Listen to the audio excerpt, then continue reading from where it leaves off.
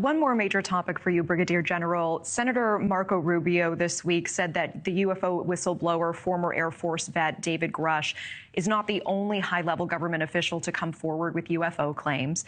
Can you confirm if there is non-human life that has been seen or collected by the Department of Defense? To my knowledge, at this point, we have not seen anything that we would consider, extraterrestrial or non-human life. As you know, we've stood up an office to look at these aerial phenomenon, and we, of course, as always, welcome any new inputs, new information, all of which is taken seriously and all of which is closely looked at.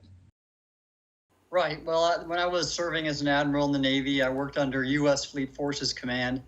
And this is well known, this Theodore Roosevelt incident of UAP. What happened is I was on the receiving end of an email on the Navy or DOD's secret internet. And it was from my boss, the operations officer at Fleet Forces Command, and he sent this email to all his subordinate commanders, which was about 20 1- and 2-star admirals and their senior executive service deputies. He attached the now famous leaked GoFast video. Occurrences of these almost having near midair collisions with aircraft, and they were thinking about shutting down the exercise for safety reasons. And that it was something I knew never could be produced by human technology. And but the next day, on both of our computers, the email was removed. We have two potential scenarios. We have either a threat to national security from an adversary or off-world exotic technology, which demands study because the potential discovery of these technology or physics advances could change us for the better. You're bound not to disclose the information, et cetera. And it's what gets people thrown into jail, So that was something I had to take seriously. And I sat on it. And once the videos were released and people like Ryan Graves would come forward, I figured, heck, I am a retired admiral. My voice lends a bit of credibility to the topic. And I wanted to go to bat for people like him, because this is really could be a change in our understanding that doesn't even rival, it outpaces the scientific revolution of the 16th and 17th century by orders of magnitude. So we should be looking at this. And folks, again, keep in mind here, we are listening to a retired Navy Rear Admiral. This isn't just someone off the street or a UFO person. This guy served our country, and the gravitas of that coming from someone like you, sir, we really appreciate that. Because I have been read into special access programs, and I know exactly how that is, how there's a limited number of people that are allowed to have the access for any given program. And the people who manage it, these SAP control, special access program control officers, they're very serious, they're dedicated patriots.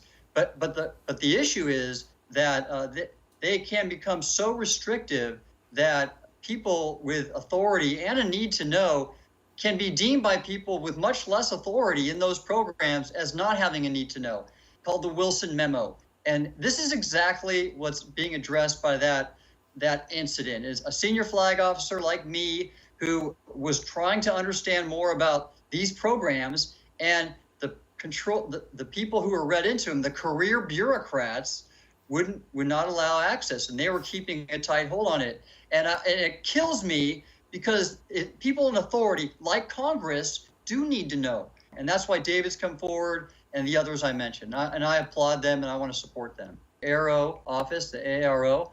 And I just don't see that office really disclosing a whole lot, because I believe the information that's of value to us that they find will probably be classified, because the technology might be so advanced they don't want our adversaries getting any wind of it. I applaud what Senator Gillibrand has done to establish that office, but the nature of the Pentagon and classification system is going to be a tough thing to work around to enable full disclosure that so much of the public are calling for.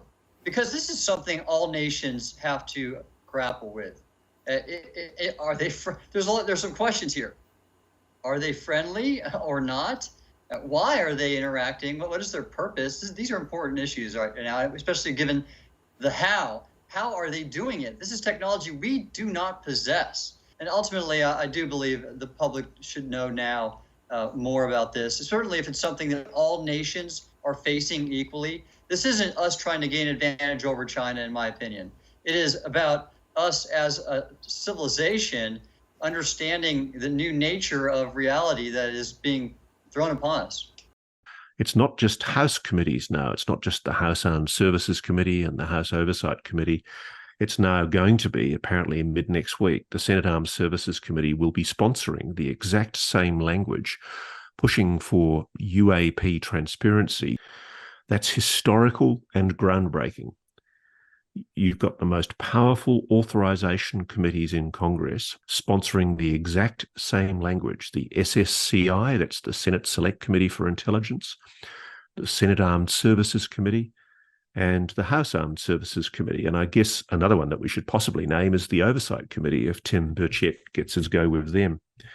And what he's talking about is, in part, the amendment that Mr. Gallagher has put up, which is essentially saying no funds authorised to be appropriated by the National Defence Authorisation Act for fiscal year 24 may be obligated or expended directly or indirectly, in part or in whole, to conduct or support any activity relating to unidentified anomalous phenomena that is controlled under a classified program that has not been formally, officially, explicitly, and specifically described, explained, and justified to the appropriate congressional committees, congressional leadership.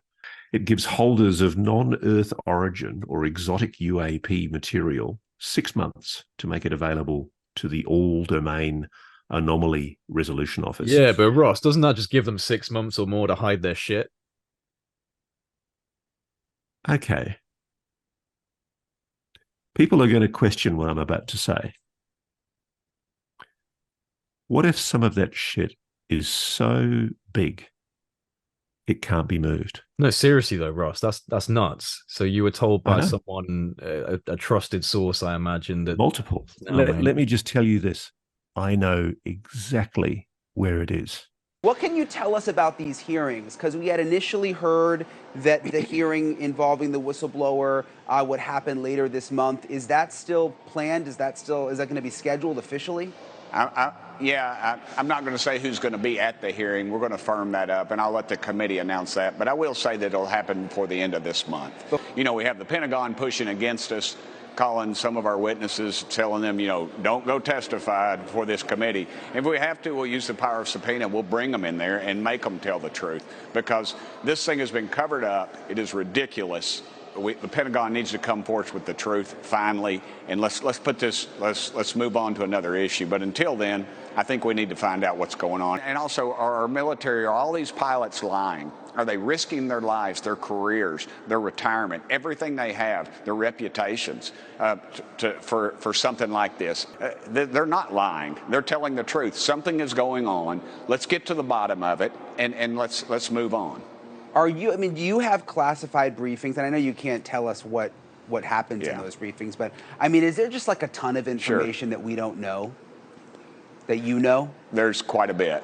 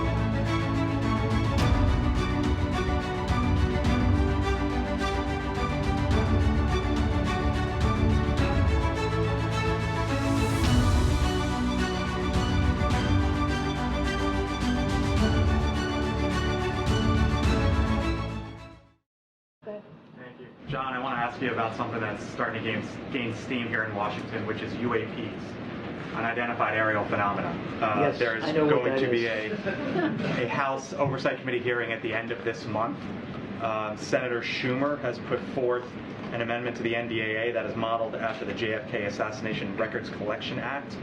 What level of transparency does the Biden administration believe that the American public deserves and should have as it relates to UAPs? Well, without speaking to proposed legislation, I won't do that. As you know, the Pentagon has stood up an entire organization to help collate and coordinate the reporting and analysis of sightings of UAP across the military. Before that, there wasn't really a coordinated, integrated effort to do that. And of course, we will always want to be as transparent with members of Congress and with the American people as we can, considering national security concerns. This used to get laughed at for quite some time, for years and What decades. gets laughed at? The idea of Congress taking this up. I mean, Gerald Ford talked about this as a congressman back in 1966, and here we are, what is that, 60 years later, give or take. Is this a legitimate issue? Does the administration believe that getting to the bottom of these sightings in the air, is it a real concern? Is it a real legitimate issue as you see it? Yeah. I mean, we wouldn't have stood up an organization at the Pentagon to analyze and try to collect and coordinate the way these sightings are reported if we didn't take it seriously. Of course we do. I mean, some of these phenomena we know have already had an impact on our training ranges. For when pilots are out trying to do training in the air and they see these things, they're not sure what they are, and it can have an impact on their ability to perfect their skills. So it already had an impact here, and we just want to better understand it. Now, we're not saying what they are or what they're not. We're saying that there's something our pilots are seeing. We're saying it has had an effect on some of our training operations, and so we want to get to the bottom of it. We want to understand it better. So, yes. Do you believe these whistleblowers that have come forward? I'm not going to talk about individual whistleblowers. Next Wednesday, July 26th at 10 a.m., the House Oversight Committee will hold a hearing on unidentified anomalous phenomena. It will be held by the Oversight Committee on National Security, the Border, and Foreign Affairs. The witnesses will be as follows. David Grush, he's a decorated former combat officer who served in Afghanistan, and he recently told the world news about his experiences serving on a UAP task force led by the U.S. Navy from 2019 to 2022. Commander David Fravor, he's a former Navy commander who shot the famous Tic Tac video that you've seen. It's on YouTube. It's 60 Minutes, did a special on it. He did that in 2004 during a routine training flight over the Pacific Ocean. Ryan Graves, he's a former Navy pilot. He reported multiple UAP encounters during training flights. And the interesting thing about Ryan was that he warned the Pentagon that these encounters are putting our pilots at risk. He attended the hearing held by the House Intelligence Committee last year, but was not allowed to speak. If you all remember, he wasn't even allowed admittance. He had to have someone gave him press credentials to get in, which I thought really stunk. Last year, the House Intelligence Committee held a hearing on UAPs. They brought in some Pentagon bureaucrats who only had two answers to the questions they were asked. I don't know, or that's classified. This hearing is going to be different. We're going to have witnesses who can speak frankly to the public about their experiences. We've had a heck of a lot of pushback about this hearing. We've had members of Congress who fought us. We've had members of the intelligence community and also the Pentagon. Even NASA backed out on us. I've even tried to introduce an amendment to the Federal Aviation Administration Reauthorization Bill, and all that would do would require the Federal Aviation Administration to report UAP sightings by commercial pilots to Congress. The intelligence community shut it down. This is ridiculous, folks. They do exist or they don't exist. They keep telling us they don't exist, but they block every opportunity for us to get a hold of the information to prove that they do exist. And we're going to get to the bottom of it, dadgummit, whatever the truth may be. We're all leading this effort on a bipartisan basis. And ultimately, if the answers are there are no unidentified aerial phenomenon, then say that. But that's not what the answers are. The answers are we can't tell you. And it's just finally time the U.S. government answer questions about what they know and when did they know it. Taxpayers are paying for programs that are keeping this information secret. They have a right to know where their dollars are going. These same questions have been echoed by many leaders on a bipartisan basis, from Jimmy Carter to Barack Obama, from Hillary Clinton to Donald Trump, from Marco Rubio to Chuck Schumer, from the former Director of National Intelligence, John Ratcliffe, to current officials at the National Security Council. They have all called for disclosure of UAPs. It is extremely unnecessary and an overclassification. If the last few months have taught me anything, especially in investigating this, it is that this issue is in the hands of the American people and they deserve answers. When I take at face value the numerous roadblocks that we've been presented with, it leads me to believe that they are indeed hiding information. I look forward to bringing this topic to light and finding out the truth of what is really out there. Conspiracies and rumors tend to flourish in places where the federal government is silent or not transparent. The American people deserve to know what their tax dollars are funding and what the government knows. That's just plain and simple. Representative Luna and I experienced was, and we contacted the Air Force and we flew. We were told we were going to be briefed, and the synopsis had nothing to do. It was some pretty big important stuff, but it was not anything to do with the UFO. And we stopped the thing rightfully right in the middle of it and said, hey, this is not what you all told us we were coming down here for. And they basically told us, we're not going to give it to you. The arrogance of this general was beyond belief. Yeah, of course. It was the commanding general of Eglin Air Force Base. And ultimately, even before we got down there, the Pentagon actually tried to cancel the field hearing. And also, it's important to note that these were whistleblowers. These were pilots that had come forward to Representative Gates' office with information saying this needs to be investigated. We have an increase in sightings in this region. And it's a cause for concern for national security reasons. We don't know what it is. So we went down there. We were stonewalled. They would not give us access to testimony from some of the pilots. They were hiding images and information. We were told there was pictures available, which we still haven't seen. And ultimately what ended up happening is we had to actually call House Armed Services. Chairman Rogers got involved. The Pentagon got involved. The Department of the Air Force got involved. We actually got into an argument with the general of that base. And it's important to note that we were there simply to follow up on the whistleblowers that came forward with information. And so if the Department of the Air Force, if the Pentagon thinks that they're above Congress, they have something else coming to them. We told them we were going to do this if they continued to hide information. And ultimately, the American people deserve the facts. Decorated veterans. These people, why would they risk their reputations and careers over something that they're lying about? It's too big right now, and I don't believe they can keep their thumb in the dam too much longer, because people are coming forward at too rapid of a rate. Right. I'll answer the last one first. It's a good question. We're not really sure. I was told the intelligence community blocked it, and then I was told that the intelligence committee blocked it. And it depends on who you talk to. I think that's your all's jobs as reporters to find out what the hell's going on with this stuff. This is about power, it's about control, it's about money, it's about greed and corruption. And that's what runs this country right now, and that's a disgrace. Why are they overclassifying this, and why aren't they being transparent? Reasserting, I should say, Congress's role in all of this. I mean, to Tim's point, I mean, the United States Congress passed a law on the JFK assassination. That information under that law is now supposed to be available. And yet president after president violates both parties. Right, violates that law and extends the information. To his point, why? And that's really what's happening here. We're interested in the why. Why are they doing this? Why won't they tell the American people, yes, it's a national security issue? Of course it is, right? Can't we tell the American people that it is in China, it is in Russia?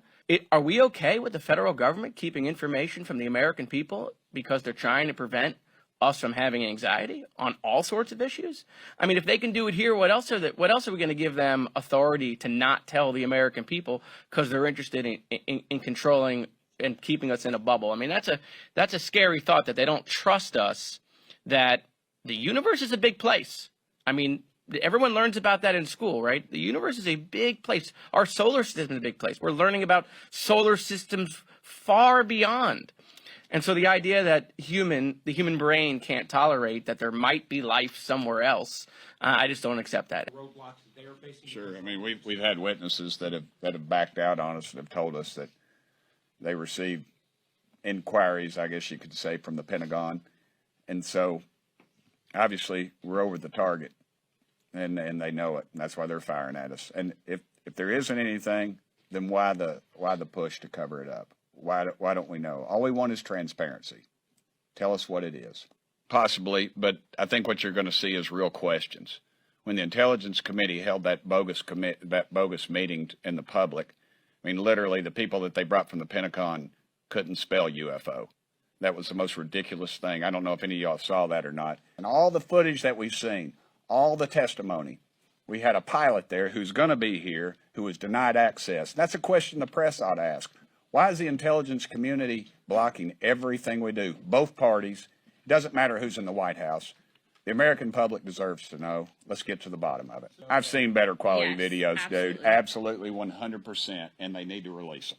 But it was really hard for him to get this scheduled. It was hard for him to get it scheduled. It was hard for Congressman Luna to get it scheduled. It was hard to get a room. It was hard to get staff on board. It was hard to get approval. Every single step that they had to go through to make this hearing happen next week, the witnesses, they were stonewalled, and they had to push and push and push. Again, if there's nothing to talk about, why was it so difficult? And that, again, is what breeds these theories and these concerns. And so I think the best thing that can happen, quite frankly, just to end this whole debate is just like, let's hear the testimony and let the government come forward and figure out what they have and share it with the American people. I think that it's probably going to be the start. What Representative Burchett, myself, and my colleagues behind me have realized is that ultimately, as elected members and being assigned to House oversight and accountability, we can conduct field hearings. And if we continue to get stonewalled, if we smell that they're giving us a bunch of BS, we are going to do the field hearings directly at those locations. And we're going to open it up to the press, because full transparency really is what we need in this situation. And ultimately, to piggyback off of what all my colleagues have said, the military, the Pentagon, the intelligence agency, they answer to the people and thus Congress. And so we are going to hold them accountable. Right. Now I'd like to introduce our witnesses. Our first witness is Lieutenant Ryan Graves. He's the Executive Director of Americans for Safe Aerospace. Lieutenant Graves is also a former U.S. Navy F-18 pilot with his own UAP experience. The next witness, David Grush, is a former senior intelligence officer with the National Geospatial Intelligence Agency and was a senior technical advisor for UAP issues. And finally, retired Navy Commander David Fravor, squadron leader who worked as a naval aviator for 18 years. Mr. Fravor has his own UAP experience, known as the TikTok event. Do you solemnly swear or affirm that the testimony you are about to give is the truth, the whole truth, and nothing but the truth? So help you God. Let the record show that all the witnesses answered in the affirmative.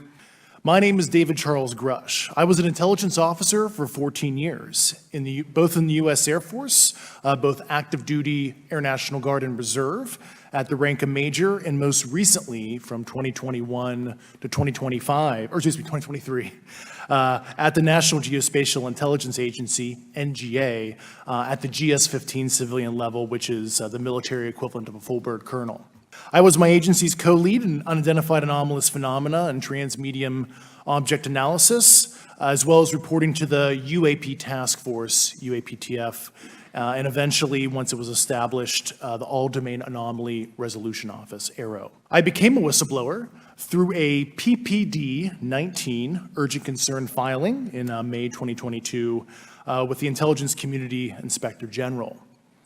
Following concerning reports from multiple esteemed and credentialed current and former military and intelligence community individuals that the U.S. government is operating with secrecy above congressional oversight with regards to UAPs. My testimony is based on information I've been given by individuals with a long-standing track record of legitimacy and service to this country, many of whom also have shared compelling evidence in the form of photography, official documentation, and classified oral testimony. I have taken every step I can to corroborate this evidence over a period of 4 years while I was with the UAP task force and do my due diligence on the individual sharing it.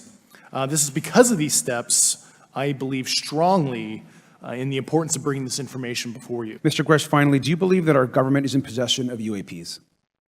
Absolutely, based on interviewing over 40 witnesses over 4 years. And where?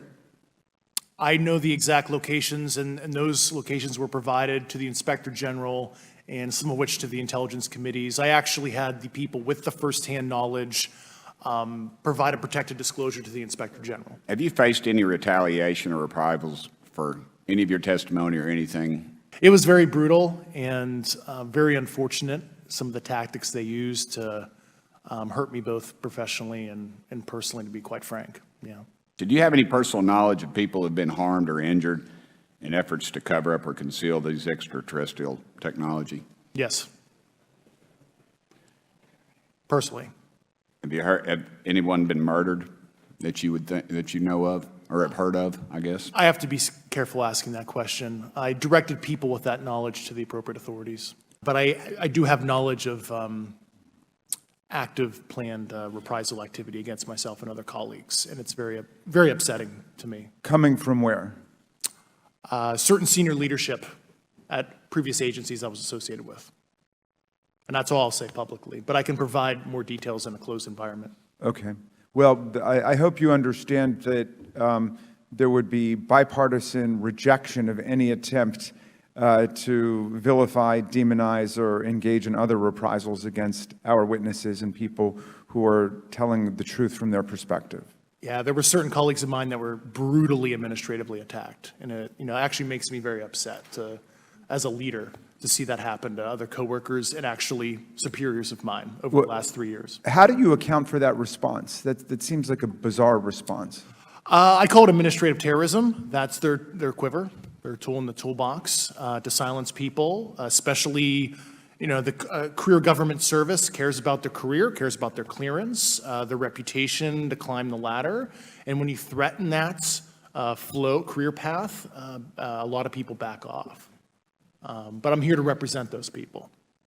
In the last couple of years, have you had incidences that have caused you to be in fear for your life for addressing these issues? Yes, personally. As a result of your previous government work, have you met with people with direct knowledge or have direct knowledge yourself of non-human origin craft? Yes, I personally interviewed those individuals. Misappropriation of funds and Does that mean self-fund. that there is money in the budget that is said to go to a program, but it doesn't, and it goes to something else? Yes, I have specific knowledge of that. Yep. Do you think U.S. corporations are overcharging for certain tech they're selling to the U.S. government, and that additional money is going to programs? Correct, through something called IRAD. Mr. Grush, are you aware, do you have direct knowledge, or have you talked to people with direct knowledge, that there are satellite imagery of these events? That was one of my primary tasks at NGA, since we process, exploit, and disseminate that kind of information. I've seen multiple cases, some of which, to my understanding, and of course I left NGA in April, so that's my information cutoff date. But I personally reviewed both what we call overhead collection and from other strategic and tactical platforms that I could not even explain prosaically. And I have a degree in physics, by the way, as well. And I am aware that you guys have not seen these reports, unfortunately. And I don't know why. Do you have direct knowledge, or you've spoken to people with direct knowledge that this imagery applies to crash sites, crash imagery? I can't discuss that in an open session. Dr. Kirkpatrick mentioned he had about 30 individuals that have come to Aero thus far. A few of those individuals have also come to Aero that I also interviewed, Okay. and I know what they provided Dr. Kirkpatrick and their team. Okay. I was able to evaluate Okay, that information. I need to go on. Has the U.S. government become aware of actual evidence of extraterrestrial, otherwise unexplained forms of intelligence? And if so, when do you think this first occurred? Like I've discussed publicly previously in 1930s. Can you give me the names and titles of the people with direct firsthand knowledge and access to some of these crash retrieval programs, and maybe which facilities, military bases the recovered material would be in? I can't discuss that publicly, but I did provide that information both to the Intel committees and the Inspector General. What special access programs cover this information, and how is it possible that they have evaded oversight for so long? I do know the names. Once again, I can't discuss that publicly and how they've evaded oversight. In a closed setting, I can tell you the specific tradecraft used. All right. When do you think those programs began, and who authorized them? So who gets to decide this, in your opinion, in the past? It's a group of career senior executive officials. That leads to my next question. You said that the government has alien bodies or alien species. Have you seen the spacecraft? I have to be careful to describe what I've seen firsthand and not in this environment, but I could answer that question behind closed doors. Yeah. And have you seen any of the bodies? That's something I've not witnessed myself. You've stated that the government is in possession of potentially non-human spacecraft. Based on your experience and extensive conversations with experts, do you believe our government has made contact with intelligent extraterrestrials? Something I can't discuss in public setting. If you believe we have crashed craft, stated earlier, do we have the bodies of the pilots who piloted this craft? As I've stated publicly already in my News Nation interview, biologics came with some of these recoveries. Yeah. Were they, I guess, human or non-human biologics? Non-human, and that was the assessment of people with direct knowledge on the program I talked to that are currently still on the program. And was this documentary evidence, this video, photos, eyewitness? Like, how would that be determined? The specific documentation I would have to talk to UNSCIF about. Gotcha. Yeah. What agency, sub-agency, what contractors, who should be called into the next hearing about UAPs, either in a public setting or even in a private setting? And you probably can't name names, but what agencies or organizations, contractors, et cetera, do we need to call in to get these questions answered, whether it's about funding, what programs are happening, and what's out there? I can give you a specific cooperative and hostile witness list of specific individuals that were in those. And how soon can we get that list? I'm happy to provide that to you after the hearing. Super. Thank you. And I yield back. Mr. Grush, I might have asked this before, but I want to make sure. Do you have any personal knowledge of someone who's possibly been injured working on legacy UAP reverse engineering? Yes. I can't get into specifics, but you could imagine assessing an unknown unknown. There's a lot of potentialities you can't fully prepare for. Are you aware of any individuals that are participating in reverse engineering programs for non-terrestrial craft? Personally, yes. Mm-hmm. Do you know any that would be willing to testify if there were protections for them? Certainly closed door and assurances that breaking their NDA, they're not going to get administratively punished for so. Yeah. Mr. Grush, why is it that you refer to the phenomenon as non-human intelligence? Why deviate from the basis of extraterrestrial life? I think the phenomenon is very complex, and I like to leave an open mind analytically to specific origin. When you say specific origin, are you referring, can you elaborate on that for those that might not? If it's a traditional extraterrestrial origin or something else that we don't quite understand from either a biological or astrophysics perspective, yeah, I just like to keep an open mind on what it could be. Yeah, I'll just touch on the whistleblower side of it. I do encourage, current and former military, intelligence community, and industry contractors to come forward in a legal way, either through the IC or DoD or whatever the cognizant IGs are, to lead, join me in this discussion. If there's one person who deserves a ton of credit for sparking recent interest in UFOs that led to the hearings, it is our next guest. Investigative journalist Ross Coulthart, who broke the David Grush story right here on News Nation. They're concerned. At the moment, we've got great momentum with what's been achieved with the hearing. There's significant media interest, and it's refreshing and quite lovely to see the bipartisan approach being made by different politicians on both sides of the House. In order for that kind of public hearing to take place, an inquisitorial hearing where people are subpoenaed, called before a public committee and asked to give evidence under oath, including, hopefully, first-hand witnesses from the legacy program, it really does require the Senate Intelligence Committee, and particularly Senator Kirsten Gillibrand, the senator from New York, to step up and heed growing public opinion on this issue. I'm pretty confident she's certainly motivated to do that, but I'm aware that there's a significant pushback going on at the moment from the Defense Department and sections of the intelligence community who frankly do not want the sterilizing disinfectant of sunlight shone on some of the issues that we're talking about. Well, Brian, as you'd know, David Grush has raised very serious allegations of possible criminality, certainly illegality, certainly misappropriation, if not fraudulent behaviour with government government funds. The allegation is that essentially the wool has been pulled over the eye of Congress, that there have been lies told to oversight committees, that even potentially presidents have been misled. It really doesn't get much more serious than this.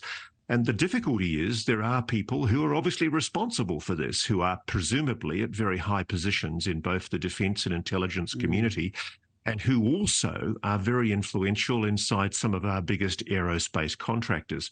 And frankly, one of the issues at the moment is that the Pentagon's UFO/UAP Investigation Office, ARRO, it's sending out a shocking signal. It doesn't have a phone number. It doesn't have an email address. It doesn't even have a website. If this truly is an agency inside the Pentagon that's seriously interested in proactively investigating and hearing from witnesses, it's not sending that message out. And so I'm in the dilemma at the moment. Where do I send these poor people?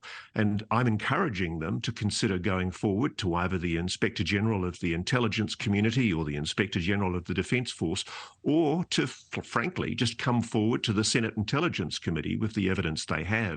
Because I have to say, not a lot of people have a lot of faith in the current body that the Pentagon has entrusted and that Congress has mandated to do these kind of investigations. Yeah, and we know that that firsthand whistleblowers are coming forward. I mean, David Grush mentioned it in his testimony that there was someone else with firsthand knowledge of a crash retrieval program who did go to the Inspector General with a document with testimony of what they saw. So there is more to come. Ross, incredible reporting. Thank you so much for coming on with us tonight. We'll talk to you soon.